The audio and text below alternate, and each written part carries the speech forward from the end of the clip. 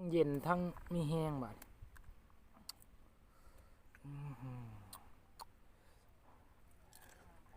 อืม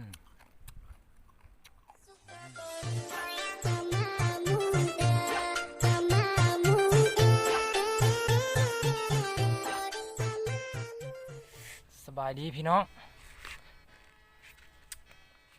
มื้อนี้เฮาสิมากินตำบักหุ่งกับปิ้งหมาโคตรแซ่บเลยพี่น้องกับติ๊บข้าวน้อยหน่อยหนึงนี่โอ้บ่มีแนวตั้งบาดนี่เฮ็ดจังได๋ล่ะบาดนี่ตั้งใส่หัวเข่านี่ล่ะเว้ยกินยากแท้น้อมาเลยบาดนี่กินได้บาดนี่ยัดขอบอยู่เด้อพี่น้อง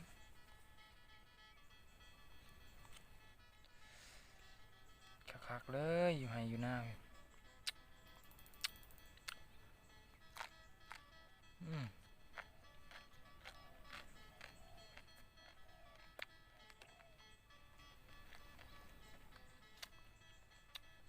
ผักกระถิน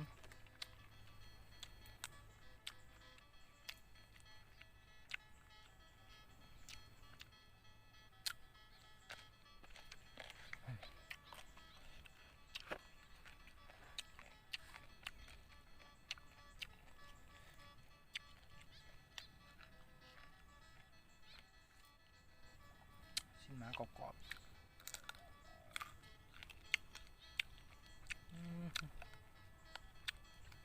คักๆ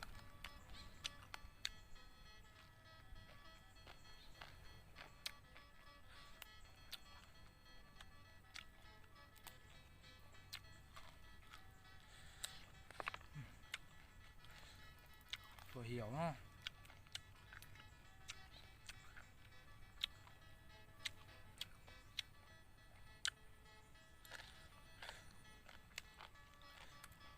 ผักกระเฉดกับเหลือแต่ก้านใบโดนเบิด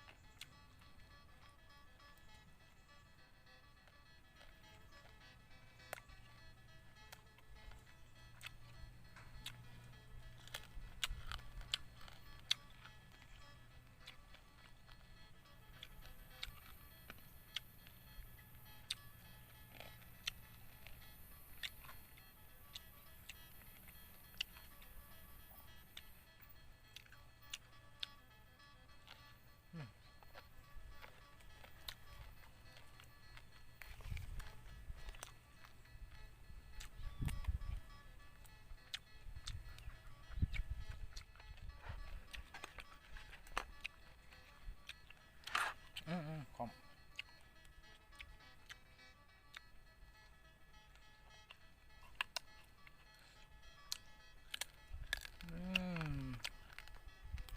ชิ้นหมากรอบ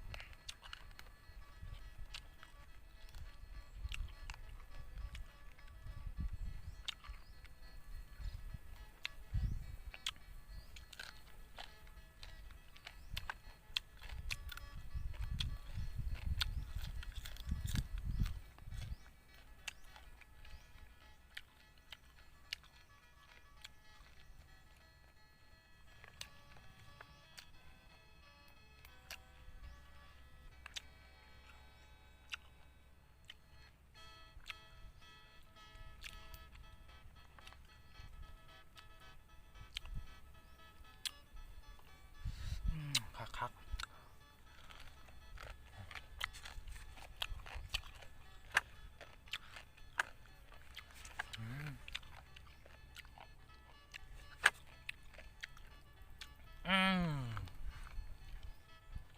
กินจังไรเนาะหาบางกินคักๆก่อน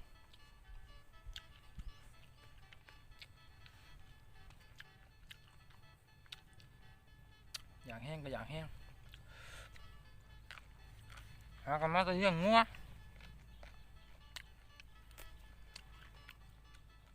กินอยู่ใส่เนาะขึ้นก็ใหม่ปะ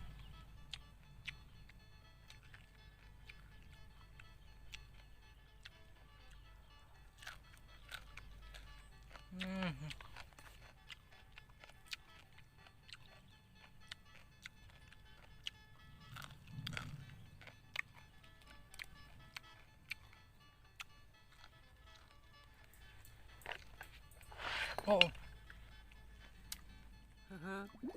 แล้วเขาก็ได้บอลกินบอลใหม่แล้วพี่น้องตำหงเฮาคือเก่าหาบอลกินยากแท้วะบ้านนี้สบายพี่น้องบ่เฮาบ่จับก็ได้นะแบบมันลอยมาแล้วเฮาก็กินเลยนะอาบน้ำก่อนจะบัดมากินเลยบัดตัวขักกะรีบัดทั้งเย็นทั้งมีแห้งบัด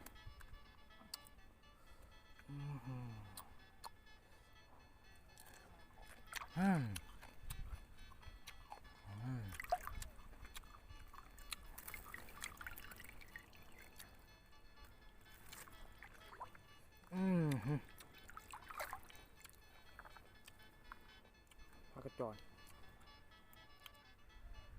ที่ลอยไปใส่ตำหงลอยพี่น้องตำหงลอย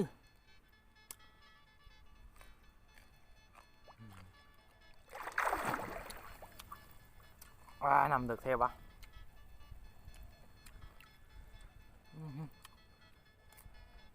คักหลายน่าคือเก่า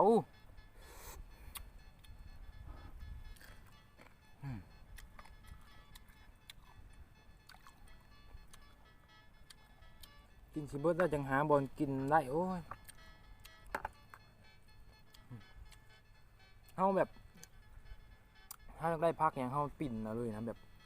มันลอยในเฉพาะมันอัตโนมัตินะเห็นหมอทำไปชม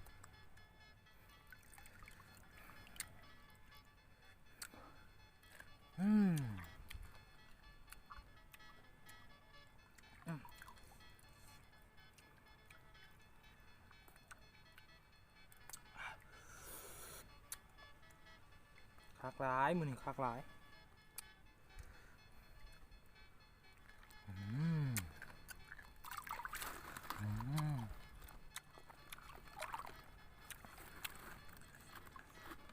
หมดแล้ว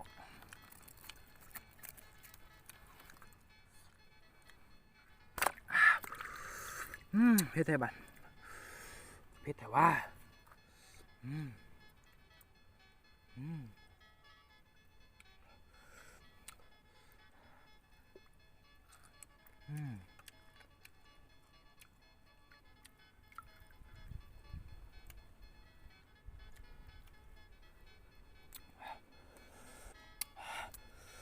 มาเลย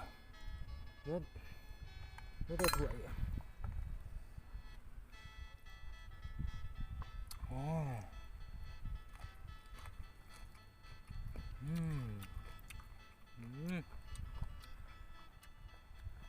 สิได้ไปใส่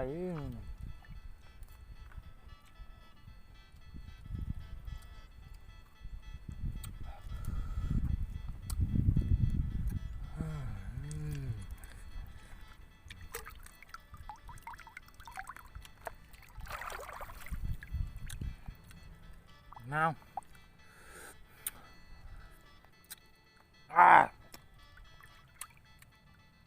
จม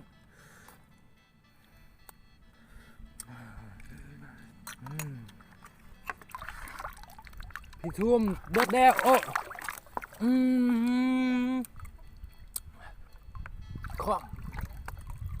ก็เข้าตา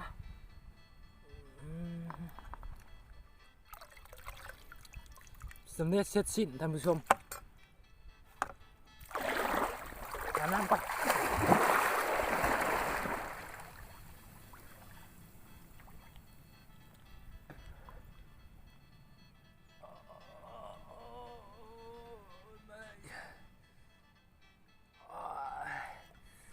โอ้ยไม่เสียบท้องโหลดเป็นเบิดแห้ง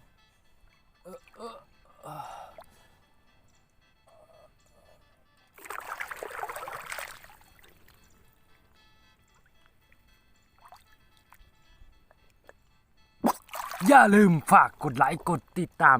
กดปักตะไคร้ให้ผมด้วยนะครับสำหรับคลิปนี้บ๊ายบาย